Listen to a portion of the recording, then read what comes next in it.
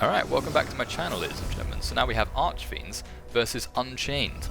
Unchained are really the one deck that is basically modern Archfiends, right? It's all the destruction interaction that you wished Archfiends had. But let's see how well we compare. Are we going to dump Archfiends because Unchained exist? I don't think so. So we used Dark Spirit's Mastery, searched a few things, right? And then we used Tour Guide in order to summon Predaplant Vertianaconda. And because of that, we can summon Red-Eyes Dark Dragoon onto the field. So it's not a bad establishment here. I mean, we can't negate anything because I set Fiend Griefing. Is what it is. They have Aruha, so we're just going to bounce a few things. Eris is going to search for Archfiend Empress, and now we can negate some stuff if need be. But I think foolishly, I decided to leave that negation, so Unchained Soul crashed into Dragoon anyway. You just have to say that you're fine when you're not really fine. Is what it is. So now they have Rakio on the field, 2 face down cards, and now it's our turn. We have Emperor, but we're going to use Void Apocalypse first. Unfortunately, it gets Heavy Storm dusted. That kind of really screwed us over. So I want to keep this in our hand for the time being, and let's see what we can do with it. So they're going to attack us directly. So they have a Skullmeister on the field, and they have an Unchained Twins Rakia, smacking us for a bunch of damage there. We have 1800 life points left. So we summon Archfiend Emperor, spot remove, and destroy Meister, and destroys itself. But now we have Dark Spirit of Banishment, we can attack, and it's just fine. So they're going to attack directly, Banishment, it's going to summon Empress onto the field. So now if Empress dies, then we can always recycle and summon Archfiend Emperor. So Unchained Soul blows up Empress, and Unchained Soul is going to crash into Archfiend Emperor and then hit us directly for 1700. So now we're on 100 life points left. All that for a drop of blood. Our turn. Let's summon Archfiend Emperor. Not a bad top deck, if you ask me. Dark Spirit Banishment is going to get recycled, so that's not too bad either. And now on their turn, let's see what they top deck. Nothing of use. Our turn, we also don't top deck much, right? We've got an Ash Blossom, big deal. So they're going to summon Sarama onto their side of the field. They're going to attack directly. We're going to use Banishment. Now, I placed Empress in defense mode because I didn't want Sarama's effect to kick off.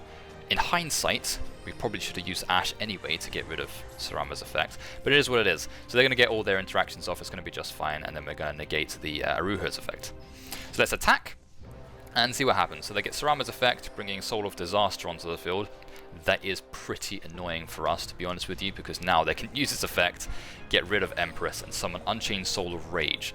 At least it gets Banishment into our hand, but this is a bit of a problem card here, because any special summon card, they will just suck up, basically. So using Dark Spirit's Mastery, things got negated, but it's not too bad, because we can still recycle our Dark Spirit cards just fine anyway. So now we have Scarm in our hand.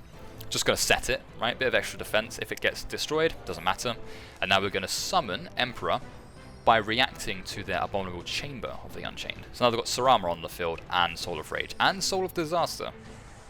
Going to get rid of that, summon Unchained Soul, and it looks like what they're going to do is go into Soul of Anguish, which allows them to use its effect anyway, and straight into Abomination. This is going to be quite tough to deal with. So they're going to attack with Unchained Soul. That's fine. They're forced to destroy the Torrential Tribute. It's all good though. We have Unchained, we have Banishment, which is going to summon Empress. Empress is going to summon Archfiend Emperor, and at the end of the turn they are forced to destroy a card. So let's destroy Emperor.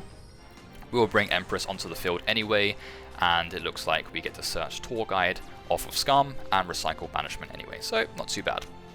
Okay, let's activate Void Apocalypse. They countered that with Escape of the Unchained, and they're going to shotgun it basically and destroy a bunch of things, and as a result of that, Empress is going to revive Emperor, and then we're going to destroy Unchained Abomination, and then summon Tour Guide, and then from there, most likely what would have happened is go into Dante and then just swing for game. As you can see, they managed to get us all the way down to 100 life points, and we got on to turn 17. So we survived on 100 life points, and we brought it back, ladies and gentlemen. So that's Archfiends versus Unchained. So there you have it, ladies and gentlemen. If you enjoyed this video, then my name's Adam. If you didn't, my name's Steve. And if you want to see more Archfiend-related duels, reviews, combos, deck lists, and discussions, then feel free to have a browse. And if you want to see more of this content in the future, then make sure you subscribe and hit the bell icon so that you get notified.